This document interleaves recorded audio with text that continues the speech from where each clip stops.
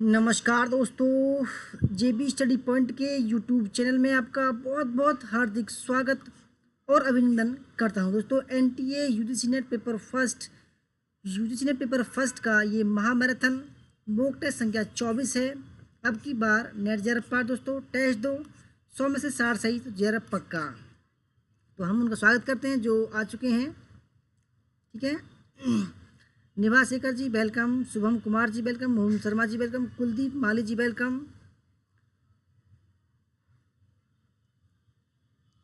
और दीपक Kumari ji welcome, Meena Kumari ji welcome, और सौरभ जेंदे जी welcome, Alka Singh ji welcome, Ravi ji welcome, Anita Rana ji welcome, Rohit Jaiswal जी welcome, Bhagyashree Rana ji welcome, Harish Pratap जी welcome, Shubham Tiwari ji welcome, साहिल Singh ji welcome, Rohit Jaiswal, शोभा Kumari ji welcome, Sunita Kumari ji welcome, लज्जा Bhatt ji welcome, history ज्ञान जी welcome, Sam Rafiq जी welcome, Dhanraj Chaudhary जी welcome, Suman ji welcome, और ma'am आपका भी स्वागत है। ठीक है मैम, आपका भी वेलकम, ऋषि Yadav ji welcome, Raju Kumar ji welcome, Prem Singh Meena ji welcome, Mohammad Siraj जी वेलकम, पर्णिका गोस्वामी जी वेलकम, दीपक कुमारी जी वेलकम, संजू वर्मा जी। दोस्तों सही स्वागत शुरू करते हैं। ठीक है,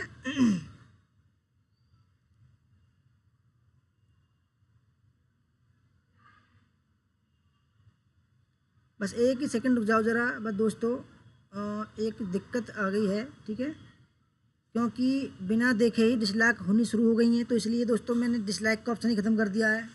ठीक है, करते रहो भाई, जलते रहो भाई लोग बच्चों, कुछ नहीं बिगाड़ सकते हमारा।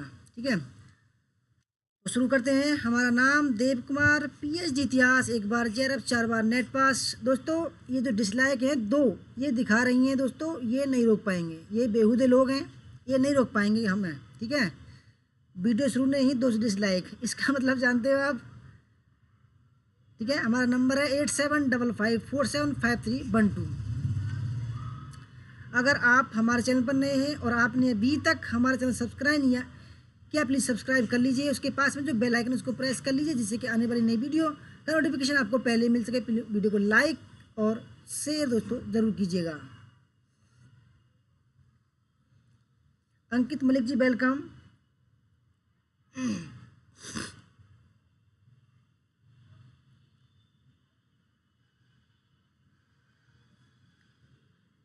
तो शुरू करते हैं बिना किसी देरी के। ठीक है दोस्तों, अपने आज थोड़ी सी स्पीड पर चलेंगे और अभी सब जो हैं वो अपने सवालों पर ध्यान देंगे। ठीक है, क्योंकि स्पीड इतनी होगी।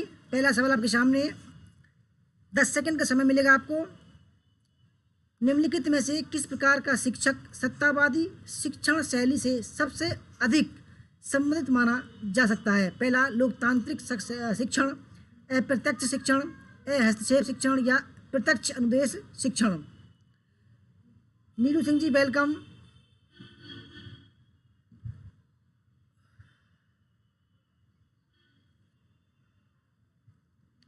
अच्छा दीपक जी आलोचक होंगे। ठीक है, आलोचक का भी जुगाड़ है, चिंता न करो आप। मैंने उनका जो दिखाना चाहते हैं वो ख़त्म ही कर दिया। ठीक है दोस्तों, 10 सेकंड का आपको समय दिया जा रहा है कमेंट करने के, बिल्कुल फास्ट तरीके से होगा। ठीक है, सन एस जी वेलकम। दोस्तों सही आंसर है ऑप्शन नंबर डी, प्रत्यक्ष अनुदेश शिक्षण। दूसरा सवाल आपके सामने है दोस्तों। ये सवाल है 80 के समथिंग सवाल है। ठीक है, थोड़ी तेज करना। ज्योति बब्बर जी वेलकम, प्रिया कलंकर जी वेलकम। दोस्तों दूसरा सवाल है, निम्नलिखित में से कक्षा में सबसे अधिक वांछनीय किस अवयव को माना जा सकता है? पहला, शिक्षक पाठ और अपने अनुसंधान के आधार पर व्याख्यान दें। दूसरा, शिक्षक पाठ्यक्रम सामग्री और मानक पुस्तकों के आधार पर व्याख्यान दें। तीसरा, शिक्षक छात्रों द्वारा पूछे गए प्रश्नों का सही उत्तर दें। और चौथा, शिक्षक कठोर अनुशासन बनाए रखें और नियमित रूप से उपस्थिति लें।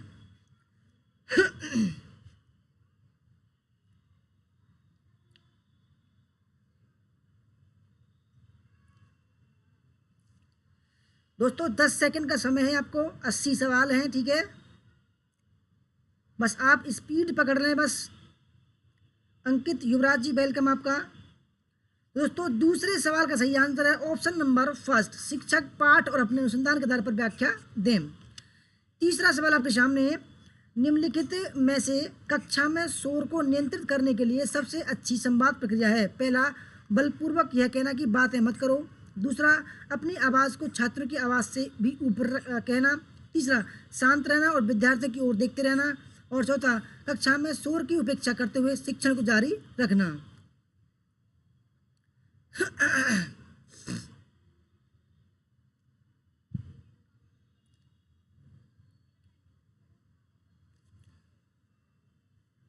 लज्जा भट्ट जी वेलकम।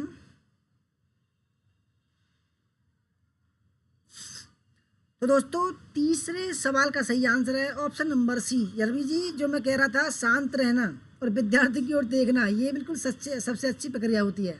ठीक है। चौथा सवाल आपके सामने, एक शिक्षक के रूप में आप क्या करोगे यदि छात्र कक्षा में उपस्थित न रहते हों। पहला, छात्रों को उनकी अनुपस्थिति के लिए दोष देना। दूसरा, शांति में ढंग से छात्रों के वर्तमान रवैये पर विचार करना। तीसरा, शिक्षण के लिए किसी रुचिकर तकनीक का उपयोग। और चौथा, अनुपस्थिति के कारणों को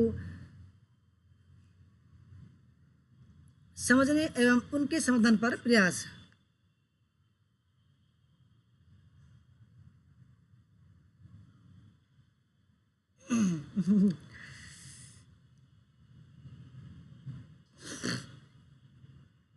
मैम डाउट है तो बाद में, ठीक है, क्लास के बाद में कर लेंगे।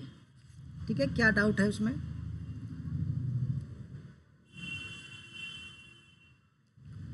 तो दोस्तों चौथे सवाल का सही आंसर है ऑप्शन नंबर डी। ठीक है, अनुपस्थिति के कारणों को समझने एवं उनके समाधान पर प्रयास। पांचवा सवाल आपके सामने, एक शिक्षक पाठ्य विषय एवं पाठ्यक्रमेतर दोनों प्रकार की गतिविधियों में कठोर अनुशासन रखता है, लेकिन वह छात्रों की सहायता में तत्पर भी रहता है। निम्नलिखित में से कौन सा शब्द शिक्षक की प्रवृत्ति को परिभाषित करता है? अधिकारपूर्ण, प्रजातंत्रवादी, लचीला या अनम्य?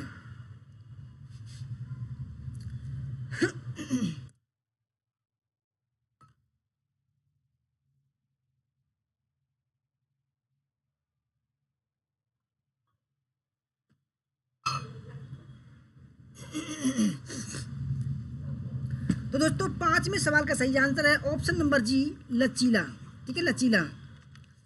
छठा सवाल आपके सामने है, निम्नलिखित में से कौन सा बेहतर कक्षा प्रबंधन के अर्थ को दर्शाता है? पहला, प्रभावी समूह कार्य और छात्रों में परस्पर क्रिया। दूसरा, उचित योजना और उपयुक्त शिक्षण सहायक यंत्र विकसित करना। तीसरा, शिक्षक की समयनिष्ठा और पाठ्यक्रम को निर्धारित समय सीमा में पूरा करना। और ऑप्शन नंबर चार, उपरोक्त सभी। लक्ष्मी जी वेलकम आपका, मोनिका जी वेलकम, अंकित मलिक जी वेलकम।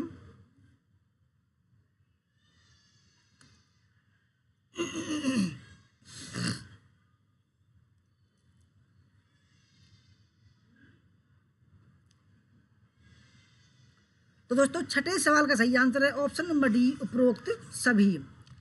सातवां सवाल आपके सामने, निम्नलिखित में से ठीक है कौन सा कथन अप्रभावी शिक्षण को वर्णित करता है? पहला, सदैव शिक्षण उद्देश्यों की प्राप्ति पर केंद्रित ध्यान। दूसरा, सदैव शिक्षण मानकों के पालन पर केंद्रित ध्यान। तीसरा, सदैव परिस्थिति के तत्काल नियंत्रण पर केंद्रित ध्यान। और चौथा, उपरोक्त में से कोई नहीं। दोस्तों बस स्पीड से चलना, ठीक है।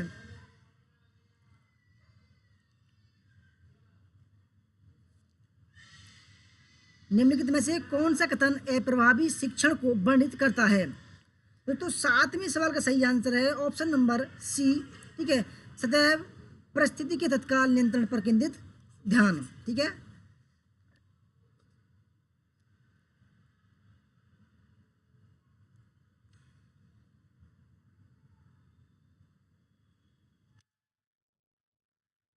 आठवां सवाल है, निम्नलिखित में से कौन सा न्यायाधर्ष गैर संभाव्य न्यायाधर्ष के अंतर्गत आता है?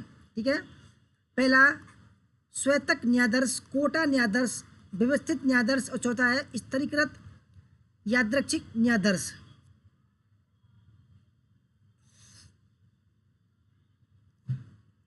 शर्मा नेहा, नेहा शर्मा जी वेलकम आपका भी।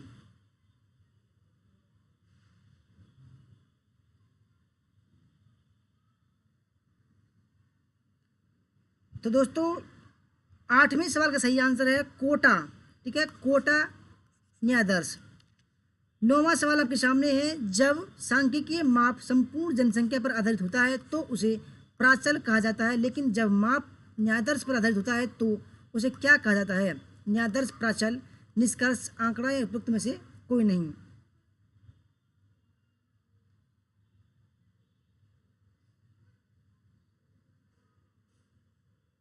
मैम सी ही तो बताया हमने, 7वें का, 7 का सी राइट है, 8वें का बी बताया था। ठीक है, और दोस्तों 9वें सवाल का सही आंसर है ऑप्शन नंबर सी, आंकड़ा। ठीक है, ऑप्शन नंबर सी, आंकड़ा। 10वां सवाल आपके सामने, जब कोई शोधकर्ता पूर्ण जनसंख्या में से 100 संभाव्य न्यायादर्श का चयन करता है तो उसे निम्नलिखित में से कौन सा न्यायादर्श कहा जाता है? पहला कोटा न्यायादर्श, सरल यादृच्छिक न्यायादर्श, स्तरीकृत यादृच्छिक न्यायादर्श, और चौथा है व्यवस्थित न्यायादर्श।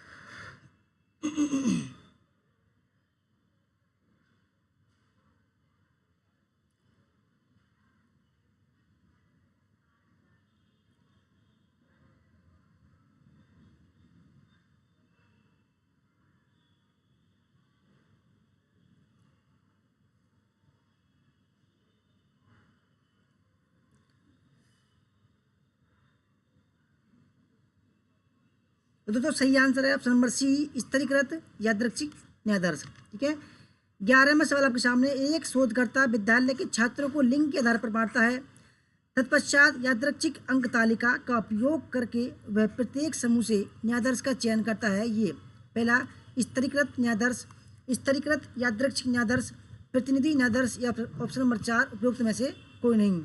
विनोद तंवर जी, वेलकम आपका।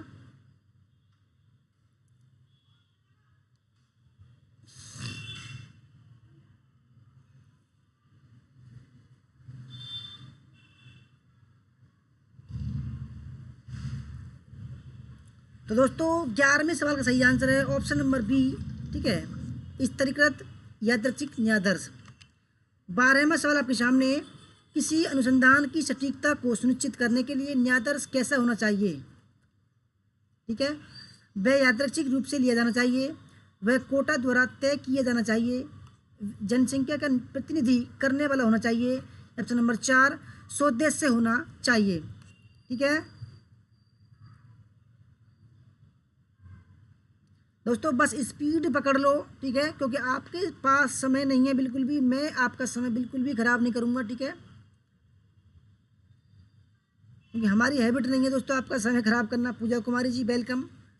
दोस्तों 12वें सवाल का जो सही आंसर है वो है ऑप्शन नंबर सी। ठीक है, जनसंख्या का प्रतिनिधित्व करने वाला होना चाहिए। 13वां सवाल, अनुसंधानकर्ता न्यायादर्श का आकार कम रख सकते हैं यदि जनसंख्या विजातीय हो, अप्राप्य हो, सजातीय हो, या उपरोक्त सभी। ठीक है, अनुसंधानकर्ता न्यायादर्श का आकार कम रख सकते हैं यदि जनसंख्या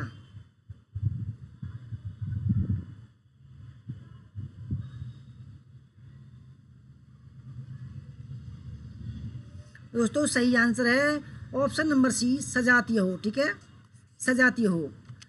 14वां सवाल आपके सामने, यदि जनसंख्या सीमित हो तो निम्नलिखित में से कौन सी तकनीक का उपयोग किया जाता है? क्षेत्र न्यायादर्श तकनीक, स्वदेश्य न्यायादर्श तकनीक, व्यवस्थित न्यायादर्श तकनीक, या उपरोक्त में से कोई नहीं। यदि जनसंख्या सीमित हो तो निम्नलिखित में से कौन सी तकनीक का उपयोग किया जाता है?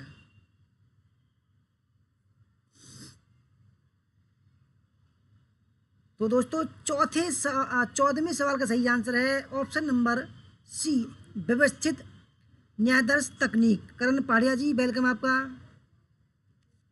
15वां सवाल आपके सामने, स्वत्वक या क्लस्टर सैंपलिंग का उपयोग तब किया जाता है जब पहला समष्टि यत्र तत्र घटित हो और न्यायादर्श का आकार बड़ा होना चाहिए, दूसरा समष्टि विजातीय हो, तीसरा, लंबे सर्वेक्षण की आवश्यकता है। और ऑप्शन नंबर 4, ए और सी दोनों। मीनू मलिक जी वेलकम।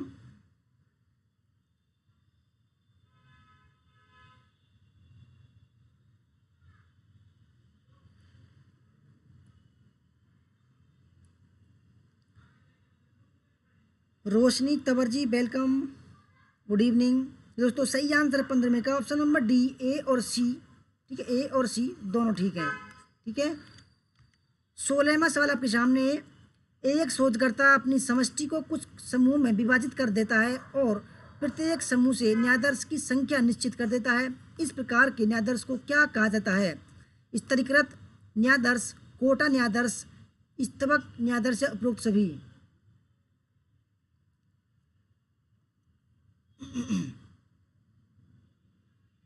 रोहित जायसवाल जी कह रहे हैं बफरिंग हो रही है। रोहित जी, शिव कुमार जी वेलकम। देखो फिलहाल तो बिल्कुल सही चल रही है, स्पीड बिल्कुल अच्छी आ रही है हमारे पास। ठीक है, कोई बफरिंग नहीं है, हो सकता है आपके पास बफरिंग हो। समा अंजुन जी वेलकम, आपका आरती पटेल जी वेलकम। तो दोस्तों 16वें सवाल का सही आंसर है कोटा सैंपलिंग या न्यायाधीश। 17वां सवाल आपके सामने है। निम्नलिखित में से कौन सा असंभाव्य न्यायाधीश है? कोटा न्यायाधीश, सरल यादृच्छिक न्यायाधीश, स्वदेशी या ए और सी दोनों?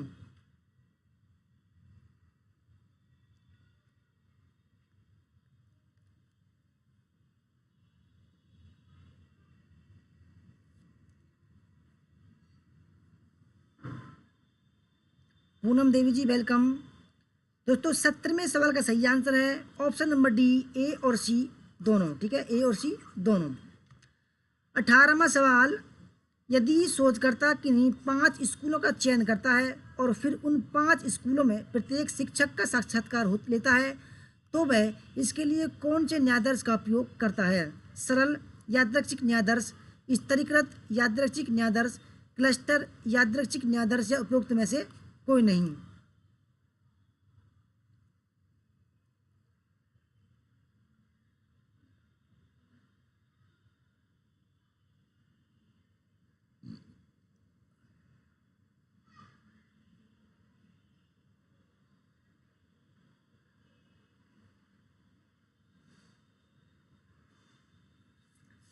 तो दोस्तों 18वें सवाल का सही आंसर है ऑप्शन नंबर जी, सी, क्लस्टर यादृच्छिक प्रतिचयन। 19वां सवाल आपके सामने है। निम्नलिखित में से कौन सा शब्द उन आंकड़ों के लिए सबसे उचित रूप से प्रयोग किया जाता है जिनको मूल रूप से एक भिन्न व्यक्ति द्वारा किसी भिन्न उद्देश्य के लिए एकत्रित किया गया था? प्राथमिक डेटा, माध्यमिक डेटा, प्रायोगिक डेटा या उपरोक्त में से कोई नहीं?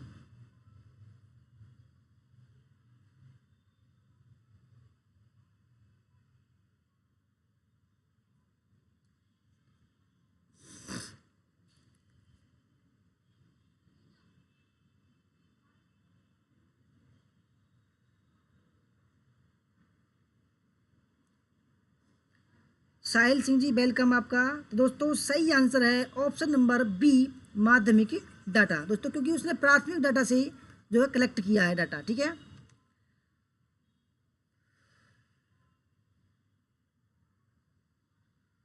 20वां सवाल आपके सामने है। निम्नलिखित में से कौन सी प्रदत्त संग्रह की विधि नहीं है? दोस्तों प्रदत्त में होता है डाटा। ठीक है, यानी कि आप कुछ रिसर्च करोगे और रिसर्च के बारे में जो भी जानकारी इकट्ठा करोगे उसको दोस्तों बोलते हैं प्रदत्त या डाटा। संग्रह माने सेव करना, इकट्ठा करना। प्रश्नावली, साक्षात्कार, टिप्पणियां या प्रयोग?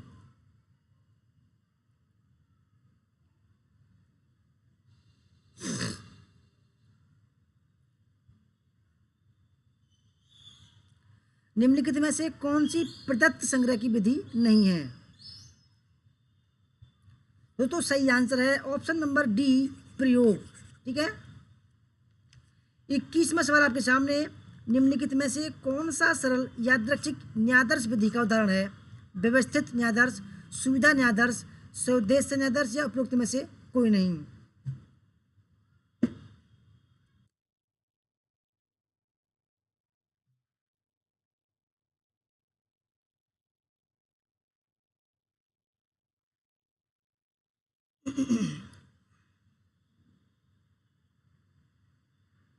दोस्तों 21वें सवाल का सही आंसर है व्यवस्थित न्यायाधीश। ठीक है दोस्तों, स्पीड ज़्यादा तो नहीं है। ठीक है, 22वां सवाल है निम्नलिखित में से कौन सा सरल यादृच्छिक न्यायाधीश विधि का उदाहरण नहीं है। पहला व्यवस्थित न्यायाधीश, स्तरीकृत न्यायाधीश, यादृच्छिक न्यायाधीश, सरल, और ऑप्शन नंबर 4 उपरोक्त सभी।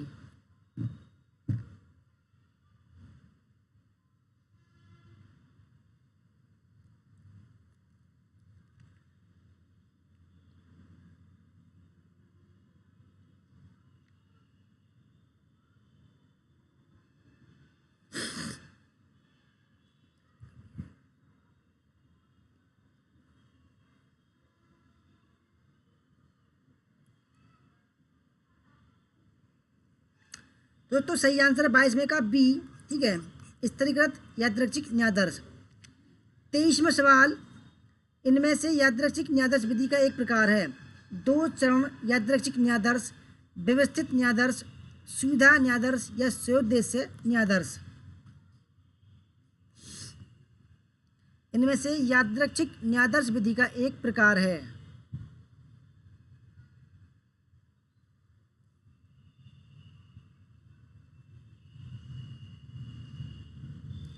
दोस्तों सही आंसर है 23वें का फर्स्ट, 2 चरण यादृच्छिक न्यायाधीश। 24वां सवाल आपके सामने, निम्नलिखित में से कौन सा गैर यादृच्छिक न्यायाधीश विधि का एक उदाहरण है। सुविधा न्यायाधीश, स्तरीकृत, सरल या स्तबक यादृच्छिक।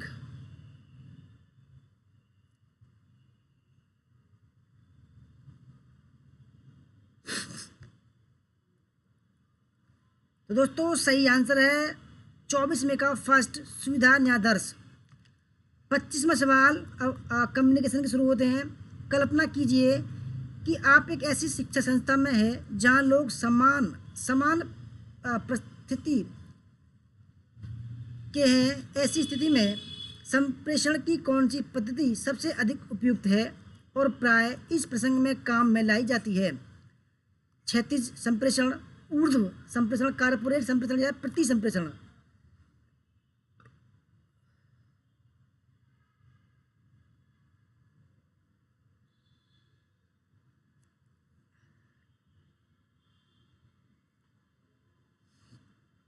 दोस्तों 25वें सवाल का सही आंसर है ऑप्शन नंबर फर्स्ट,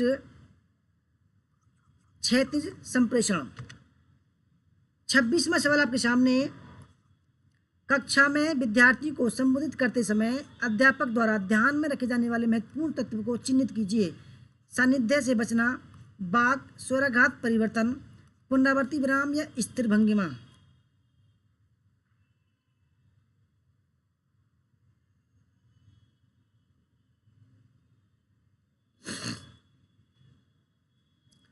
तो दोस्तों 26वें सवाल का सही आंसर है ऑप्शन नंबर बी, वाक, स्वराघात परिवर्तन, वाक मॉड्यूलन। ठीक है, 27वां सवाल आपके सामने, प्रभावी संप्रेषण में अवरोधक क्या है। पहला नीति प्रवचन, निर्णय परक होना और सात्वना प्रदायी टिप्पणियाँ। दूसरा संवाद, सारांश और आत्म समीक्षा। तीसरा सरल शब्दों का प्रयोग, शांत प्रतिक्रिया और रक्षात्मक अभिव्यक्ति। और चौथा है व्यक्तिगत कथन, नजर मिलाना और सरल वर्णन।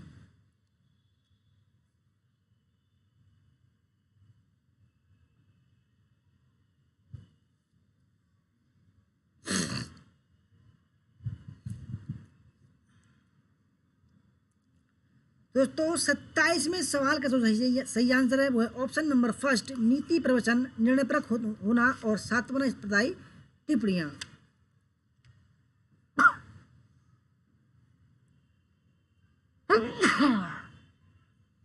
सॉरी दोस्तों 28वां सवाल आपके सामने है, संप्रेषण प्रतिभागियों का चयन किस कारक द्वारा प्रभावित होता है। सानिध्य, उपयोगिता, अकेलापन। दूसरा उपयोगिता, गुप्तता, असंवादिता। तीसरा गुप्तता, असंवादिता, छल। और चौथा विषमता, असंवादिता और विपथन। ठीक है,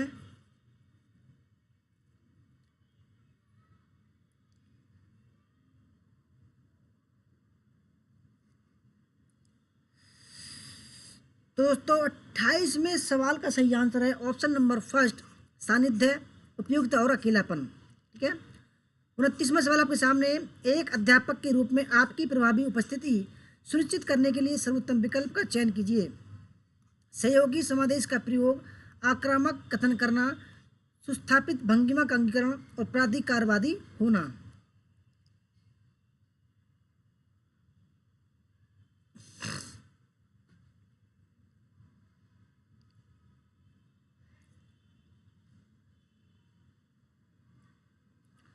दोस्तों 29वें सवाल का जो सही आंसर है वो है ऑप्शन नंबर सी, सुस्थापित भंगिमा का अंगीकरण। 30वां सवाल आपके सामने, प्रत्येक संप्रेषक को किस प्रकार का अनुभव होता है? क्षिप्त आवेग, प्रत्याशित उत्तेजना, होमोफिली का मुद्दा या परिस्थिति विस्थापन। प्रत्येक संप्रेषक को किस प्रकार का अनुभव होता है? दोस्तों सही आंसर है प्रत्याशित उत्तेजना। ठीक है, प्रत्याशित उत्तेजना। 31वां सवाल आपके सामने, विचारों के गतिशील पैटर्न की शुरुआत के लिए कक्षा संप्रेषण का केंद्रीय बिंदु के रूप में प्रयोग कहलाता है? व्यवस्थापन, समस्या उन्मुखीकरण, विचार प्रोटोकॉल या मस्तिष्क चित्रण।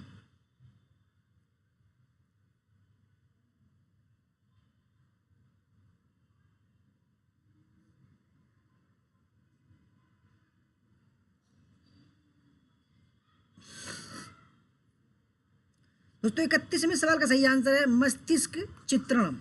ठीक है। 32, वाणी के बजाय आवाज के पहलुओं को जाना जाता है? पहला, शारीरिक भाषा के रूप में, व्यक्तिक भाषा के रूप में, पराभाषा के रूप में और चौथा है वितरण भाषा के रूप में। दोस्तों ये सवाल कई बार आ चुका है। ठीक है, ये अच्छा सवाल है।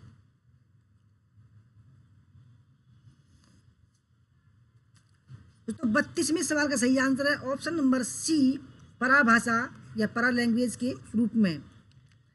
33, प्रत्येक प्रकार का संप्रेषण प्रभावित होता है अभिग्रहण से, संचरण से, गैर विनिमय से या संदर्भ से।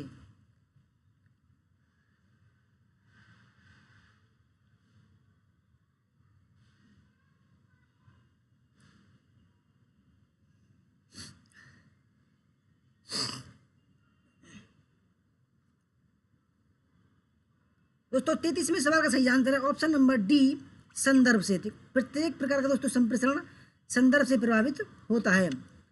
34, कक्षा संप्रेषण के संदर्भ में मनोवृत्तियों, कार्यों एवं प्रकटन को किस रूप में समझा जाता है? शाब्दिक, अशाब्दिक, अव्यक्तिक या असंगत।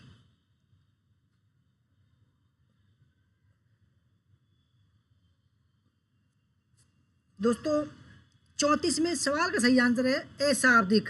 ठीक है, अशाब्दिक। 35, शिक्षक छात्र संप्रेषण प्राय होता है अप्रमाणिक, विवेचनात्मक, उपयोगितावादी या प्रतिरोधात्मक। ठीक है, शिक्षक छात्र संप्रेषण प्राय होता है।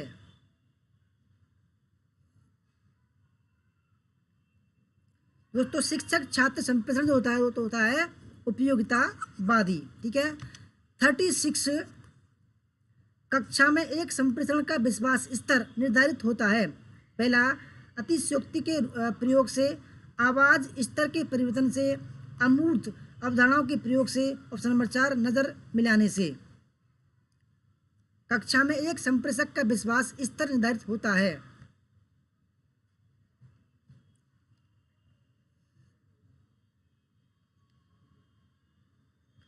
दोस्तों 36वें का सही आंसर है नजर मिलाने से। ठीक है, नजर मिलाने से। 37, निम्नलिखित में से किससे संप्रेषण की प्रभावशीलता का पता लगाया जा सकता है? अभिवर्ती सर्वेक्षण, कार्य निष्पादन रिकॉर्ड, विद्यार्थियों की उपस्थिति, चौथा है संप्रेषण माध्यम का चयन।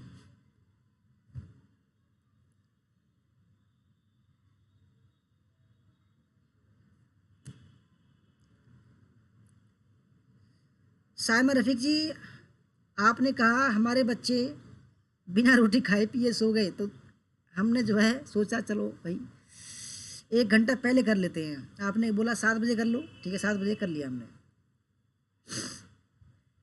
दोस्तों 37 का जो सही आंसर है वो है ऑप्शन नंबर बी, ठीक है, ऑप्शन नंबर बी, पहला, दूसरा और तीसरा। 38 दोस्तों ये आ गए ICT। HTML किसका संक्षिप्त रूप है? High tech markup language, how to markup language, hyper text markup language, और चौथा है उपरोक्त में से कोई नहीं।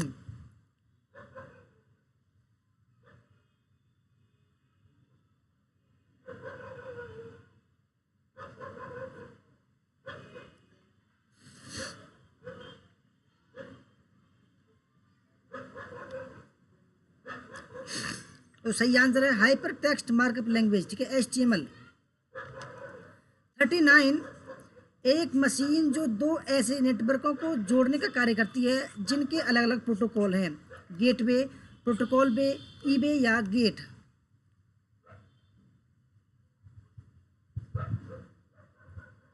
दोस्तों जैसे कि मैं बता रहा हूँ आपको, जैसे बैंक का गेटवे हुआ, ठीक है, और आपका गेटवे हुआ।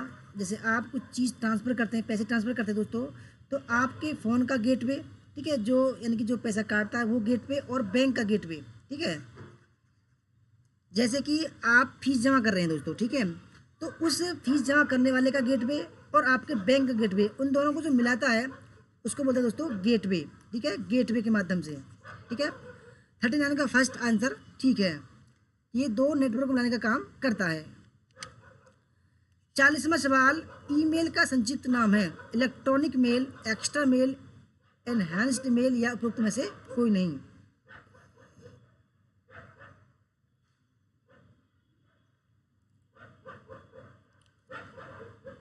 वेद प्रकाश जी वेलकम।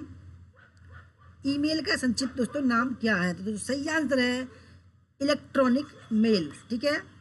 41 ISP किसका संक्षिप्तीकरण है? पहला internal service provider, internet service procedure, तीसरा इंटरनेट सर्विस प्रोवाइडर, और चौथा है इंस्टेंट सर्विस प्रोटोकॉल।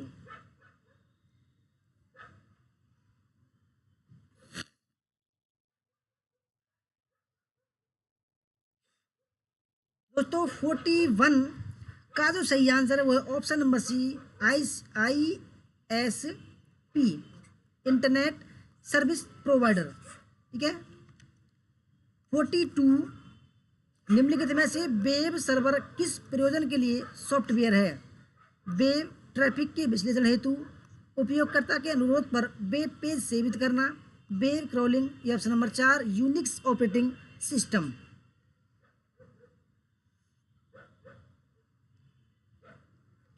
दोस्तों स्पीड ठीक है, बिल्कुल मैं देख रहा हूँ, क्योंकि 42 सवाल हो गए दोस्तों, और समय हुआ है 30 मिनट।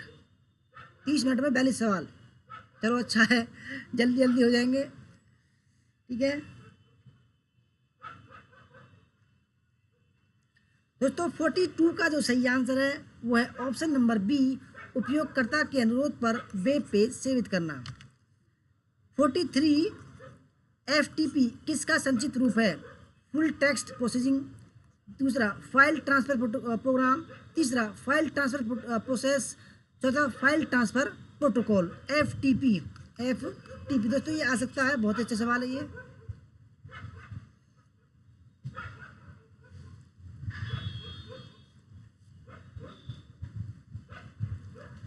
दोस्तों 43 का जो सही आंसर है वो है file transfer protocol, option number 4।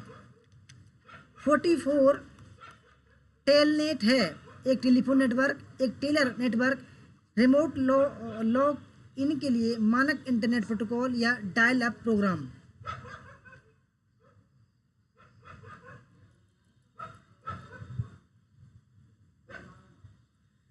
तो दोस्तों टेलनेट जो है दोस्तों क्या है? एक टेलीफोन नेटवर्क है, ठीक है, 44 में का फर्स्ट। 45 लेन क्या पूर्ण रूप क्या है? Local area network, logical area network, last area network, या उपरोक्त में से कोई नहीं है।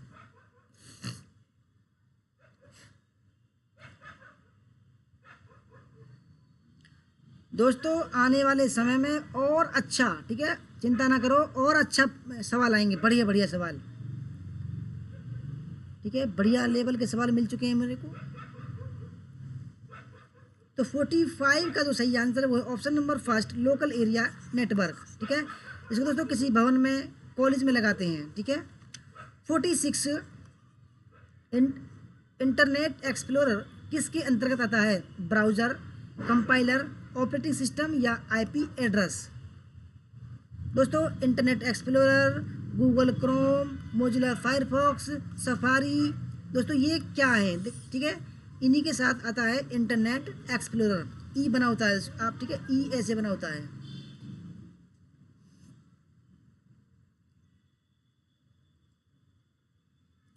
दोस्तों सही आंसर है ब्राउज़र। क्या है दोस्तों? इंटरनेट एक्सप्लोरर क्या है? ब्राउज़र है, क्योंकि Google Chrome browser, Mozilla Firefox browser, ठीक है। 47, ईथरनेट को निम्नलिखित के संबंध में प्रोटोकॉल्स का एक परिवार कहा जाता है? लैन, इंटरनेट, एक्स्ट्रानेट या उपरोक्त में से कोई नहीं?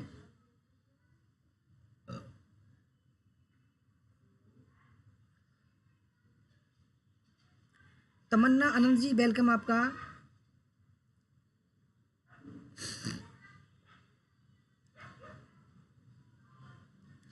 दोस्तों ईथरनेट को दोस्तों इसका सही आंसर हो जाएगा ऑप्शन नंबर फर्स्ट, लैन, लोकल एरिया नेटवर्क, ठीक है। 48, निम्नलिखित में से कौन सा प्राकृतिक आपदा का उदाहरण नहीं है? सुनामी, चक्रवात, परमाणु दुर्घटना और महामारी। दोस्तों अब ये इन्वायरमेंट के शुरू हो चुके हैं, ठीक है, अब जल्दी ही जो है फिनिश हो जाएगा हमारा। 80 सवाल हैं आज, 79। दोस्तों स्पीड बरकरार है, क्योंकि देखो हमने दोस्तों 34 मिनट में 48 सवाल करवा दिए हैं, ठीक है। तो दोस्तों प्राकृतिक आपदा जो नहीं है वो है 48 में का सी, परमाणु दुर्घटना। दोस्तों आपदा प्राकृतिक आपदा नहीं है, जबकि सुनामी, चक्रवात, महामारी जो है प्राकृतिक आपदा है। 49, निम्नलिखित में से कौन सा कथन सुनामी के संदर्भ में सत्य है? पहला, सुनामी ज्वार भाटा की लहरें हैं। दूसरा, सुनामी लहरें सागर में आए भूकंप के कारण उत्पन्न होती हैं। तीसरा, सुनामी लहरें सागरी जल में बहुत तीव्रता से चलती हैं। और चौथा, यह सूर्य की गुरुत्वाकर्षण शक्ति के परिणाम स्वरूप उत्पन्न होती हैं।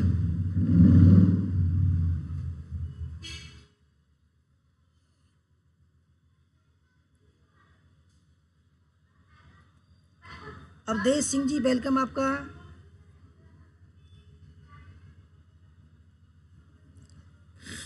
तो 49 का जो सही आंसर है ऑप्शन नंबर बी, ठीक है, वो सत्य है। सुनामी लहरें सागर में आए भूकंप के कारण उत्पन्न होती हैं। 50वां सवाल आपके सामने, निम्नलिखित में से कौन सा कथन भूकंप का सबसे अच्छा वर्णन करता है? पहला, पृथ्वी की सतह में पैदा हुई अचानक हलचल।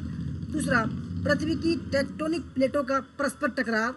तीसरा, विनाशकारी प्राकृतिक घटना। और चौथा, उपरोक्त में से कोई नहीं?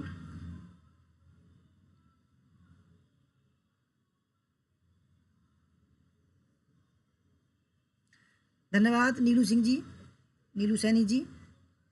दोस्तों 50वें सवाल का सही आंसर है जो भूकंप का जो सबसे वर्णन करता है दोस्तों ऑप्शन नंबर बी, पृथ्वी की टेक्टोनिक प्लेटों का परस्पर टकराव के कारण। दोस्तों उसमें एक ऊर्जा उत्पन्न होती है, जो ऊर्जा एक तरह कहीं ना कहीं निकलती है, तो कभी दोस्तों वो भूकंप के रूप में पृथ्वी को चीरती हुई बाहर निकलती है।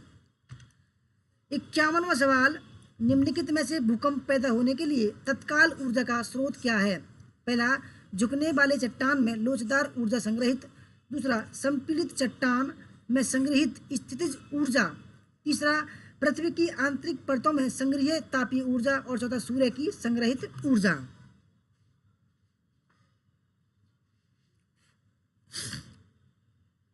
निम्नलिखित में से भूकंप पैदा होने के लिए तत्काल ऊर्जा का स्रोत क्या है?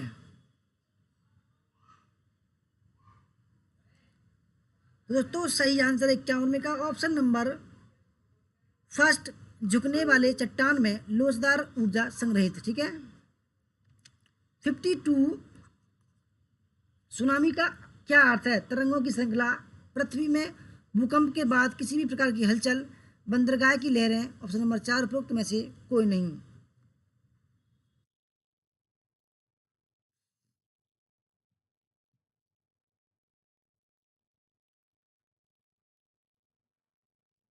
दोस्तों सुनामी का जो कभी कभी हम अर्थ लगाते हैं, पता जो पड़ती है दोस्तों, वो है ऑप्शन नंबर सी। ठीक है, बंदरगाह की लहरें, बंदरगाह पे जो लहरें आती हैं, बड़ी बड़ी लहरें आती हैं, उनको बोलते हैं कि सुनामी आ गई। ठीक है, 53वां सवाल आपके सामने। निम्नलिखित में से किस देश को इसमें आने वाली नियमित भूकंपों के कारण जाना जाता है? चीन, फिलीपींस, दक्षिण कोरिया या जापान? यानी कि दोस्तों ये सबसे ज़्यादा जो भूकंप आते हैं वो किस देश में आते हैं? ठीक है, नियमित लगातार आते रहते हैं, इसलिए दोस्तों वहाँ के लोग जो हैं वो कम सामान, यानी कि जो भौतिक चीज़ होती है, ठीक है, उसका कम प्रयोग करते हैं और लकड़ी के घरों में रहते हैं दोस्तों। दोस्तों सही आंसर है जापान। दोस्तों जापान की टेक्नोलॉजी बहुत ही एडवांस है। ठीक है, हमारे देश के मुकाबले बहुत एडवांस है। 54वां सवाल। निम्नलिखित में से कौन सा कथन बाढ़ के संदर्भ में सही है? पहला, जल की बड़ी मात्रा का निर्माण, जल प्रवाह में कोई अवरोध, भूजल स्तर में वृद्धि, उपरोक्त में से कोई नहीं।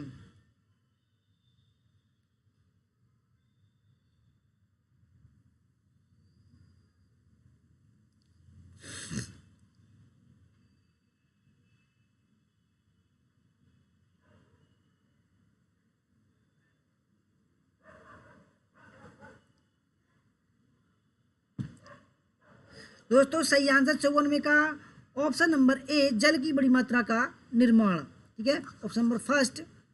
55वां सवाल आपके सामने। निम्नलिखित में से कौन सा ऐसा क्षेत्र है जिसको रिंग ऑफ फायर के रूप में जाना जाता है? क्योंकि इसके गिर्द पृथ्वी के सबसे सक्रिय ज्वालामुखी पाए जाते हैं। यूरोप, प्रशांत महासागर, दक्षिण अमेरिका या उपरोक्त में से कोई नहीं। दोस्तों रिंग ऑफ फायर बोलते हैं उस क्षेत्र को। ठीक है,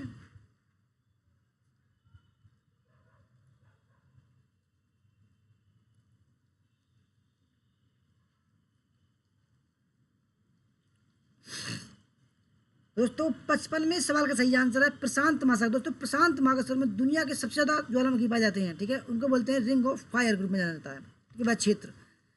56वां सवाल। निम्नलिखित में से ज्वालामुखी विस्फोट के लिए सही विवरण क्या है? पहला, गैस और राख का ऊर्ध्वाधर विस्फोट। दूसरा, लावा, राख और जहरीली गैसों का मिश्रण। ए और बी दोनों, या उपरोक्त में से कोई नहीं। निम्नलिखित में से ज्वालामुखी विस्फोट के लिए सही विवरण क्या है?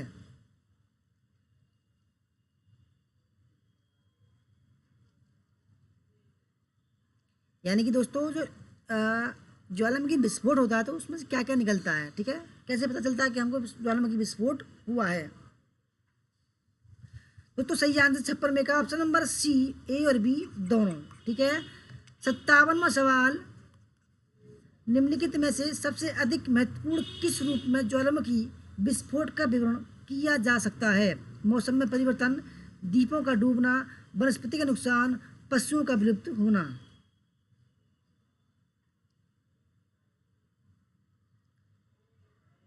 दोस्तों बस आप एग्जाम तक हमारा साथ दे दो, बस चिंता ना करो दोस्तों, बस स्पीड पकड़ लो। ये ना कि भाई स्पीड की वजह से आप क्लास भी ना करो। ठीक है, स्पीड मेंटेन करो आप। ठीक है, एक्टिव हो जाओ। वो कहते हैं ना गुड नाइट, एक्टिव मोड में लगा दो, वही मच्छर भग जाएंगे दोस्तों डर भग जाएगा आपका। ठीक है, एक्टिव मोड में लग जाओ आप। तो 57वें सवाल का सही आंसर है ऑप्शन नंबर फर्स्ट, मौसम में परिवर्तन। 58वां सवाल। निम्नलिखित में से सुनामी किन कारणों से उत्पन्न होती है? पहला, महासागरों में हल्के भूकंप और भूस्खलन। दूसरा, महासागरों में शक्तिशाली भूकंप और भूस्खलन। तीसरा, पर्वतीय क्षेत्रों में शक्तिशाली भूकंप और भूस्खलन। और चौथा, रेतीले क्षेत्र में शक्तिशाली भूकंप और भूस्खलन। दोस्तों मुझ में एक आदत है, मुझ में बात बनानी नहीं आती। मुझ में जो है दोस्तों बात बनाने का आइडिया नहीं आता। ठीक है, बस मुझे दोस्तों पढ़ाने से मतलब है मुझे। ठीक है, ऐसा नहीं है कि भाई पढ़ाने के बीच में कहाँ कहाँ पहुँच जाते हैं लोग बाग पढ़ाते पढ़ाते। दोस्तों इसी तरीके से अगर आपके माइंड में सेट हो जाएगा सब चीज़ तो कोई भी दिक्कत नहीं होगी दोस्तों पास होने में। ठीक है, उसके बाद में दोस्तों बात भी जो है, बात बनाना समय के अनुसार सही रहता है। 58वें सवाल का दोस्तों सही आंसर है ऑप्शन नंबर बी, महासागरों में शक्तिशाली भूकंप और भूस्खलन। 59वां सवाल, निम्नलिखित में से कौन सा विकल्प भूकंप के दौरान तनाव के निर्माण और निर्मुक्त होने का वर्णन करता है? संशोधित मर्काली स्केल, इलास्टिक रिबाउंड थ्योरी, यात्रा के समय का अंतर, उपयुक्त में से कोई नहीं। दोस्तों आप भूकंप के बारे में और सुनामी के बारे में पूरी तरह से जान गए होंगे, ठीक है, क्योंकि सारे ही सवाल भूकंप सुनामी के ऊपर है।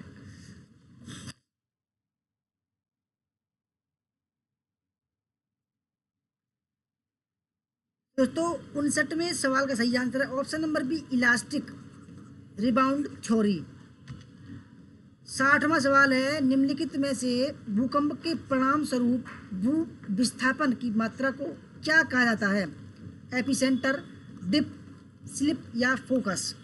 दोस्तों गांठ बांध लो एक बात कि जब तक आपका नेट नहीं होगा दोस्तों आप अपनी हैबिट को जो है रोक देंगे, ठीक है, यानी कि जो आपकी हैबिट है, जो बुरी हैबिट है दोस्तों, उनको रोक देंगे, ठीक है, स्टॉप लगा देंगे उस पर एग्ज़ाम तक। दोस्तों मैंने यही किया था और दोस्तों 17 घंटे पढ़ा था मैं, आप जानते होगा, ठीक है, 17 घंटे दोस्तों मेहनत की थी। मैंने जो अपनी हैबिट थी किसी से बात करना दोस्तों, मैंने सब बंद कर दिया था। दोस्तों ठान लो कि कर उसके बाद ही, आज नहीं तो दोस्तों ये सोच लो कि मुझे आज ही करना और अभी करना सब कुछ, ठान लो दोस्तों, तभी होगा नेट जेआरएफ, ठीक है। 60वें सवाल का सही आंसर है ऑप्शन नंबर सी, स्लिप। 61वां सवाल, वह बिंदु जहां से भूकंपीय हलचल सर्वप्रथम उत्पन्न होती है? डिप, एपिसेंटर, फोकस या स्ट्राइकर।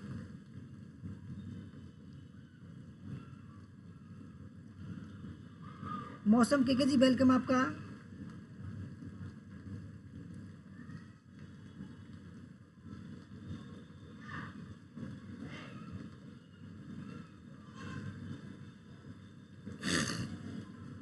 दोस्तों कुछ आप मैं बता रहा हूँ मैं, देखो बुरा मत मानना, कुछ देखो कुछ शादीशुदा हैं और कुछ और जो है अनमैरिड हैं, ठीक है। दोस्तों सभी के ज़िंदगी में कोई ना कोई होगा, किसी का गर्लफ्रेंड होगा, किसी का बॉयफ्रेंड होगा। दोस्तों उनसे कहो भाई एग्ज़ाम देना है, एग्ज़ाम के बाद बात करेंगे हम, ठीक है, अभी नहीं, ठीक है, अभी टाइम नहीं है हम पर। अगर बात करनी दोस्तों 10-15 मिनट कर लीजिए, परंतु फोकस जो है अपना एग्ज़ाम पर लगाओ, ठीक है, एग्ज़ाम पर लगाओ, ठीक है।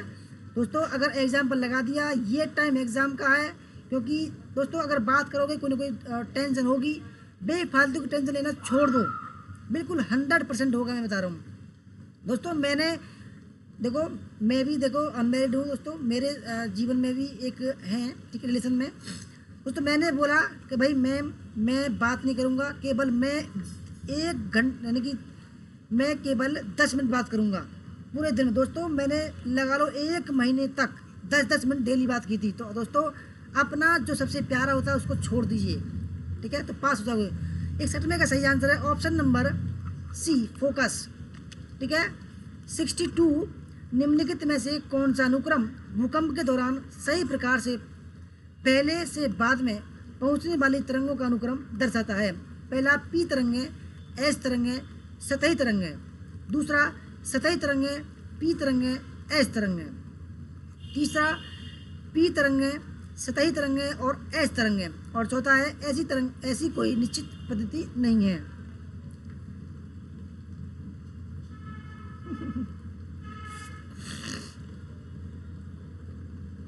ओ रवि जी, दिल है कि मानता नहीं है, आपका बड़ा अनोखा दिल है।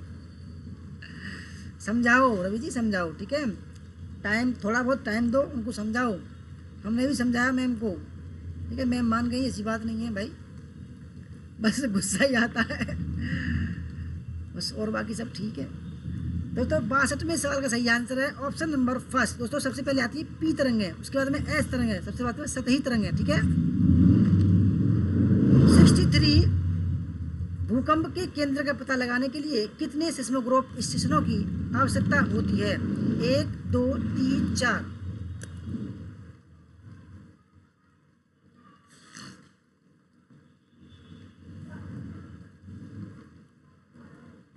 भूकंप के केंद्र का पता लगाने के लिए दोस्तों कितने सिस्मोग्राफ स्टेशनों की आवश्यकता होती है? तो सही आंसर है ऑप्शन नंबर सी, 3, ठीक है। 64वां सवाल, पृथ्वी पर आने वाले कुल भूकंपों की तुलना में पृथ्वी की प्लेटों की सीमाओं पर स्थित भौगोलिक क्षेत्रों में आने वाले भूकंपों का अनुमानित प्रतिशत कितना है? 25, 50, 75 और 90। धनराज जी कह रहे हैं 8 फेल हो जाएगा। अरे यार क्या बात करते हो शर्मा जी। जो घर में है, अरे उनको कहिए ना भाई, समझाओ। आप तो बहुत समझदार हैं भाई, आप हमको समझाती हैं उल्टा। शर्मा जी हम भी मैम के लिए 3 बजे तक जगते हैं, पता है। वो पढ़ती हैं, वो बोलती हैं कि पढ़ो मेरे साथ में जगो। मैंने कहा ठीक है भाई, मैं आपके साथ में जगूंगा। तब वो पढ़ती हैं, बड़ी खुशी होती है। चलो ये दोस्तों ज़िंदगी में मौका कम मिलता है कि भाई हम किसी के लिए जग रहे हैं, और उनका दोस्तों JRF होगा 100%, बता रहा हूँ मैं। तो 64 में का जो सही आंसर है ऑप्शन नंबर डी, 90%। ठीक है। 65 में सवाल दोस्तों IAS का सवाल है ये। ठीक है, बढ़िया लेवल का सवाल लाया हूँ आज मैं। भारतीय संसदीय प्रणाली ब्रिटिश संसदीय प्रणाली से इस बात में भिन्न है कि, दोस्तों बहुत ही बढ़िया लेवल के सवाल हैं। पहला, वास्तविक और नाममात्र दोनों प्रकार की कार्यपालिका है। दूसरा, सामूहिक उत्तरदायित्व की प्रणाली है। तीसरा, द्विसदनीय विधायिका है। और चौथा, न्यायिक पुनर्विलोकन की प्रणाली है। देख लो समन जी, धनराज जी भी कातिल है।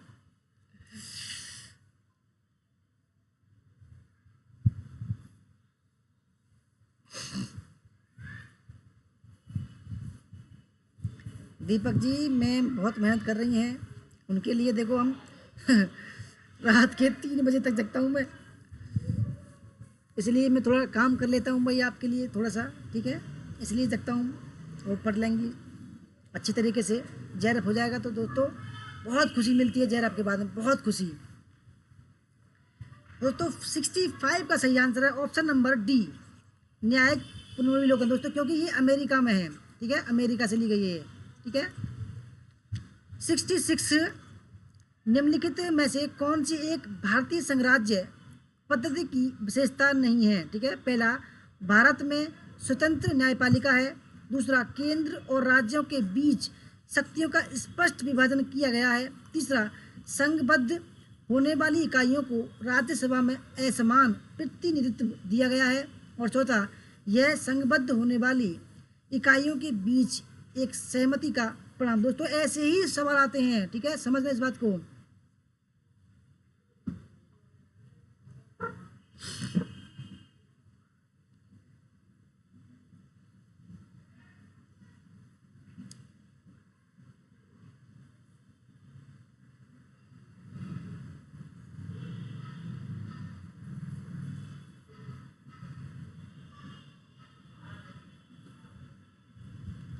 तो दोस्तों 66 का जो सही आंसर है वो है ऑप्शन नंबर डी, जो नहीं है वो है यह संघबद्ध होने वाली इकाइयों के बीच एक सहमति का परिणाम है। दोस्तों ये गलत है और बाकी सब ठीक है। 67, 42वें संविधान संशोधन द्वारा प्रस्तावना में निम्नलिखित में से किन शब्दों को जोड़ा गया? दोस्तों ये 100 मैं बता रहा हूँ आ सकता सवाल, इंपोर्टेंट सवाल है। समाजवादी, गणतंत्रात्मक, धर्मनिरपेक्ष। दूसरा, समाजवादी पंथनिरपेक्ष अखंडता। तीसरा, समाजवादी संप्रभुता संपन्न गणराज्य। और चौथा, समाजवादी गणराज्य अखंडता।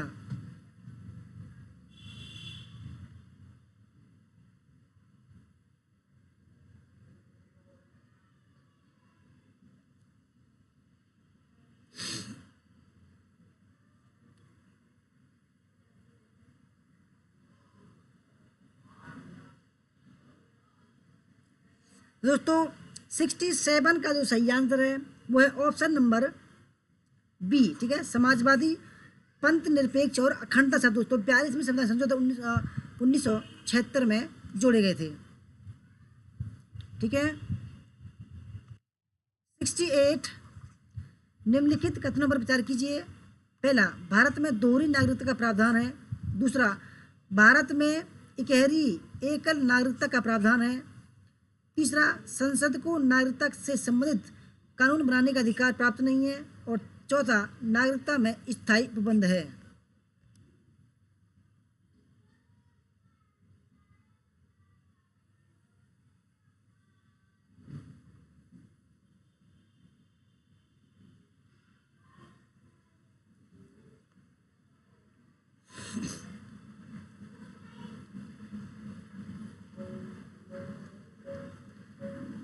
दोस्तों 68 का बहुत ही बढ़िया सवाल है, ठीक है, नागरिकता, क्योंकि सिलेबस में है नागरिकता, ठीक है। तो 68 का दोस्तों सही आंसर है ऑप्शन नंबर बी, केवल 2 सा ठीक है, क्योंकि एक ही नागरिकता हमारे देश की, ठीक है। 69, भारत के संविधान में शोषण के विरुद्ध अधिकार द्वारा निम्नलिखित में से कौन से परिकल्पित हैं? पहला, तो शोषण के विरुद्ध अधिकार, ठीक है, ध्यान से समझना इस बात को। मानव देह व्यापार और बंधुआ मजदूरी बेगारी का निषेध। दूसरा, अस्पृश्यता का उन्मूलन। तीसरा, अल्पसंख्यकों के हितों की सुरक्षा।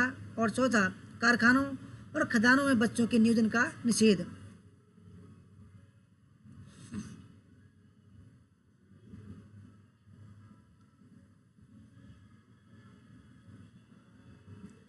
दोस्तों शोषण के विरुद्ध अधिकार 23 और 24 अनुच्छेद में आते हैं, ठीक है। दोस्तों ये आ सकता है सवाल, मैं बता रहा हूँ 100% बता रहा हूँ, ये आ सकता है सवाल, ठीक है। 23 और 24 अनुच्छेद में क्या है? शोषण के विरुद्ध अधिकार। दोस्तों सही आंसर है ऑप्शन नंबर सी, ठीक है दोस्तों, क्योंकि पहला मानव देह व्यापार और बंधुआ मजदूरी का निषेध, ठीक है, और ऑप्शन नंबर 4 कारखानों और खदानों में बच्चों के नियोजन का निषेध, ठीक है। 70वां सवाल आपके सामने, बंदी प्रत्यक्षीकरण किन व्यक्तियों को प्राप्त नहीं है? बंदी प्रत्यक्षीकरण, दोस्तों ये भी सवाल बहुत ही इंपॉर्टेंट है हमारे संविधान में, ठीक है। रविचंद्र जी वेलकम आपका। दोस्तों पहला ऑप्शन है निवारक नजरबंदी में गिरफ्तार व शत्रु देशी है। दूसरा, शत्रु देशीय व मित्र देशीय। तीसरा, आतंकवादी व मित्र देशीय। और चौथा, भारतीय व शत्रु देशीय। यानी कि दोस्तों बंदी प्रत्यक्षीकरण किन व्यक्ति को प्राप्त नहीं है? प्रियंका खंडेलवाल जी वेलकम, गुड इवनिंग। रविचंद्रा जी वेलकम।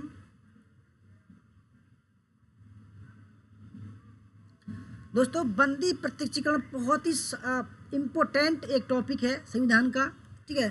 तो 70वें सवाल का सही आंसर है ऑप्शन नंबर ए, निवारक नजरबंदी में गिरफ्तार व शत्रु देशी है।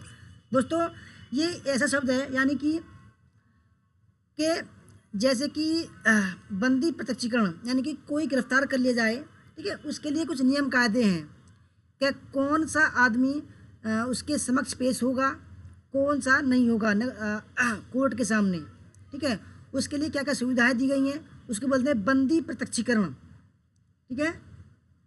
वह किसके लिए लागू नहीं है दोस्तों? यानी कि निवारक नजरबंदी में गिरफ्तार व शत्रु देशी है। और किसके लिए लागू है? शत्रु देशी में मित्र, बाहर के लोगों के लिए है, ठीक है, आतंकवादी के लिए है, ठीक है, और भारतीय व शत्रु देशी के लिए है, ठीक है। और 71, ठीक है, निम्नलिखित युग्मों में से कौन सा सही सम्मिलित नहीं है? पहला, मानव के दुर्व्यापार तथा बलात् श्रम का निषेध। दोस्तों बढ़िया सवाल है, ये भी बहुत ही अच्छा सवाल है, मैं बता रहा हूँ जी। धनराज जी 24 घंटे में कोर्ट में हाजिर होना पड़ता है उसको, ठीक है, किसको भी अगर, ठीक है। मानव के दुर्व्यापार तथा बलात् श्रम का निषेध, अनुच्छेद 23, ठीक है। दोस्तों ये इसमें से एक सवाल आया था पिछली बार, ठीक है, ये आपकी बार भी आ सकता है, बता रहा हूँ। अल्पसंख्यकों वर्गों के हितों की रक्षा, अनुच्छेद 29। संवैधानिक उपचारों का अधिकार, अनुच्छेद 32। शिक्षा संस्थाओं की स्थापना तथा प्रशासन करने का अल्पसंख्यक वर्गों का अधिकार। दोस्तों ये वाला जो ऑप्शन है, ये वाला जो सवाल है, ये आया था पिछली बार, ठीक है, आपको याद हो तो।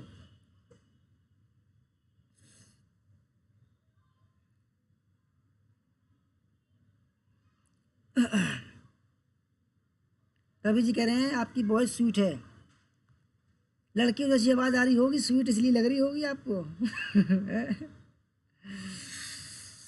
तो दोस्तों 71 में जो सही नहीं है वो ऑप्शन नंबर डी, क्योंकि दोस्तों ये पिछली बार आया था, ये था अनुच्छेद 30 में, ठीक है, अनुच्छेद 30 में था, इसलिए ये गलत हो जाता है। ध्यान से समझना इस बात को, ठीक है। कितना हो गया? 70वां, 71, 72वां। दोस्तों 72वां सवाल आपके सामने, ऐसे संस्थानों का चयन कीजिए जिन्हें यूजीसी अधिनियम 1956 के अनुसार डिग्री प्रदान करने के लिए प्राधिकृत नहीं किया गया है। पहला, भाषाई अल्पसंख्यक के अधीन स्थापित संस्थान। दूसरा, मानित विश्वविद्यालय, संगठक कॉलेज। और चौथा है संबद्ध कॉलेज। दोस्तों 72 सवाल करवा दिए हमने 60 मिनट में, तो लगा लीजिए 1 मिनट से कम समय का आपको लिया जा रहा है।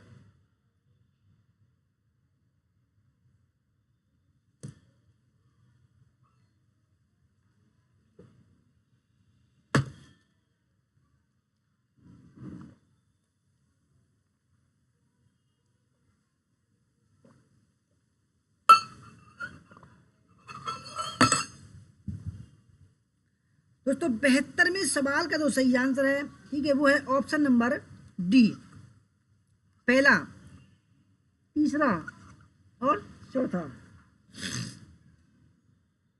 दोस्तों आप जानते हो संबद्ध कॉलेज जैसे किसी यूनिवर्सिटी का कॉलेज है दोस्तों, वो डिग्री प्रदान नहीं करता है, ठीक है, केवल कौन करता है, यूनिवर्सिटी करती है, ठीक है।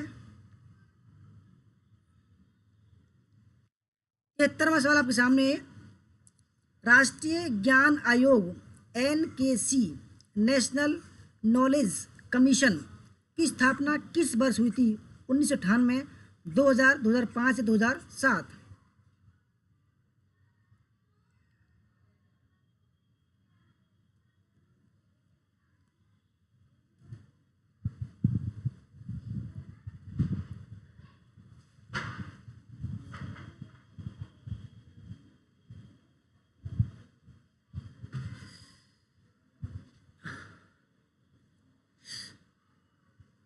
दोस्तों 73 में का जो सही आंसर है वो है ऑप्शन नंबर सी, 2005, ठीक है।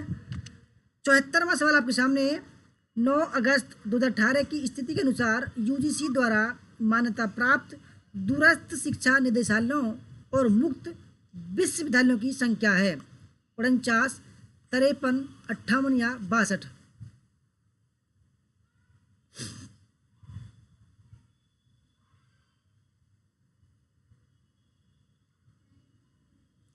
प्रगति गौतम जी वेलकम। साइन प्रगति जी इसलिए कि इन्होंने मेंबरशिप ली हुई है हमारे चैनल की, ठीक है, इसलिए साइन है। इन्होंने 159 रुपये खर्च किए हैं।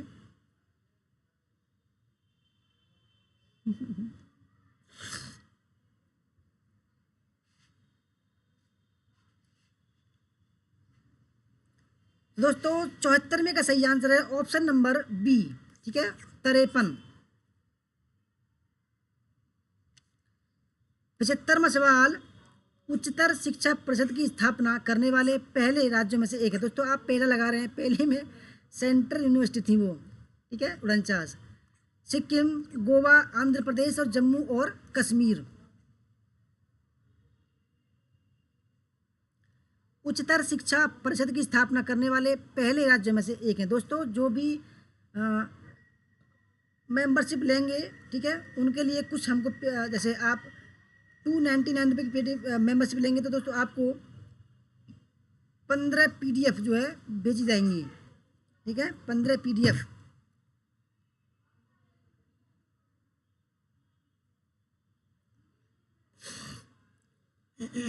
और 159 में कुछ नहीं मिलेगा, वैसे आप कर सकते हो 159 वाला, ठीक है। दोस्तों 55 का जो सही आंसर है वो है आंध्र प्रदेश, ठीक है दोस्तों, आंध्र प्रदेश।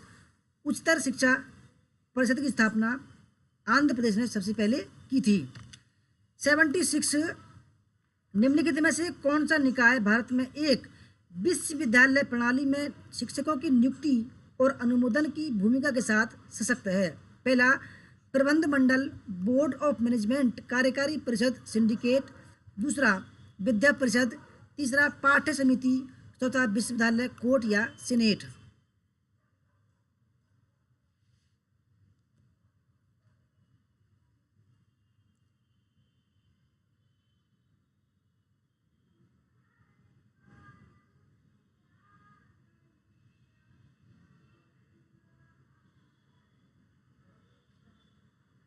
दोस्तों जिसको जॉन बटन लेना हो, जो जॉन का लिख रहा होगा नीले कलर में, ले सकते हैं आप, ठीक है। अगर आपको PDF लेनी है दोस्तों तो 299 की ले लेना, और नहीं लेनी तो 169 की लेना, ठीक है। क्योंकि दोस्तों आप बाद में जो देखोगे वो मेंबरशिप मोड में देखोगे, ठीक है।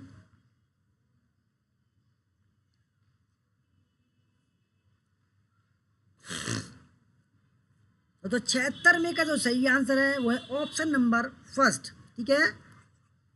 ऑप्शन फर्स्ट, प्रबंधन मंडल, बोर्ड ऑफ मैनेजमेंट, कार्यकारी परिषद या सिंडिकेट्स।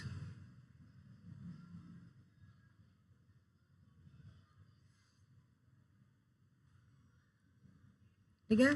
77, बाजार अर्थव्यवस्था की मांग को पूरा करने एवं योग्य स्नातक तैयार करने हेतु जो अंतर्राष्ट्रीय बाजार में अपने समकक्षों से प्रतिस्पर्धा कर सके, वर्तमान भारतीय उच्च शिक्षा में सर्वप्रथम और महत्वपूर्ण परिवर्तन निम्नलिखित में से किससे जुड़ा है? प्रवेश प्रक्रिया, पाठ्यक्रम, शैक्षिक प्रौद्योगिकी या शिक्षकों की नियुक्ति। दोस्तों 1 घंटा यानी कि 63 मिनट हो चुके हैं हमें, ठीक है। और आपके सामने हमने 77 सवाल करवा दिए हैं, ठीक है। देख लीजिए दोस्तों, मैं देखता हूँ लोग बाग क्या करते हैं अरे क्या बताऊँ उनके बारे में दोस्तों, इतना समय लेते हैं, इतना समय लेते हैं।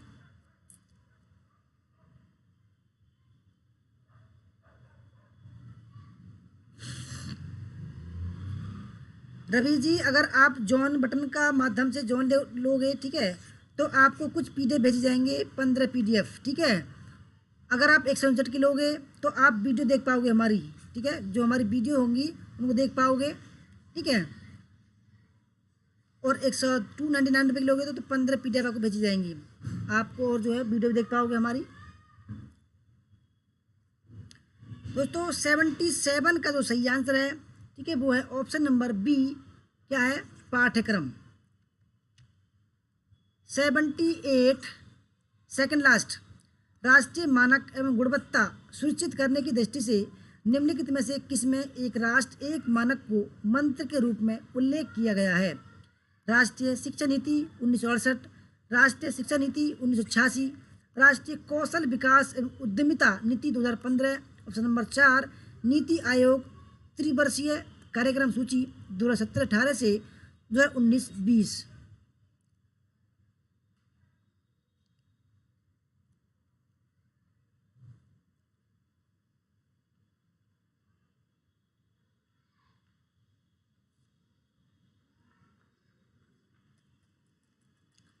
तो दोस्तों 78 का जो सही आंसर है ऑप्शन नंबर सी, राष्ट्रीय कौशल विकास एवं उद्यमिता नीति 2015।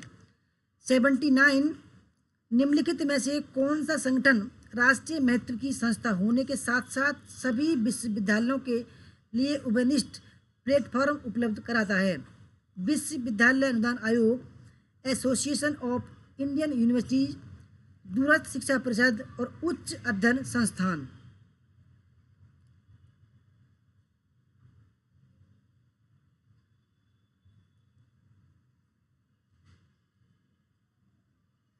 दोस्तों हमारा लास्ट सवाल है ये, ठीक है। आपको हमारी दोस्तों वीडियो कैसी लगी, ठीक है। अगर दोस्तों आपको हमारी वीडियो दोबारा देखनी है, ठीक है, तो आप या डाउनलोड करनी है तो मेंबरशिप ले लीजिए, 169 रुपये की, कुल ज़्यादा महंगी नहीं है, अब हमने आधी कर दिया है आपके लिए। अगर आपको पीडीएफ भी चाहिए दोस्तों तो 15 पीडीएफ के साथ में दोस्तों आपको 299 रुपये की मेंबरशिप लेनी होगी, जो ओल्ड स्टूडेंट के नाम से और न्यू स्टूडेंट के नाम से होगी, ठीक है। तो सही आंसर ऑप्शन नंबर बी। दोस्तों आपको हमारी वीडियो ये कैसी लगी, प्लीज़ फीडबैक ज़रूर देना 5 मिनट बाद में, ठीक है। वीडियो ख़त्म होने के 5 मिनट बाद में हम भी आपके लिए समय देते हैं, ठीक है। तो 2-4 सेकंड का समय हमें भी दे दीजिए, ठीक है। और फीडबैक ज़रूर देना, ठीक है दोस्तों। वीडियो कैसी लगी, अच्छी लगी, लाइक करना, शेयर करना, ठीक है दोस्तों। लाइक करना, शेयर करना, कमेंट करना, और कितने आए आपके और कैसी वीडियो आपको लगी, फीडबैक ज़रूर देना। तो धन्यवाद दोस्तों, जय हिंद, जय भारत, वंदे मातरम।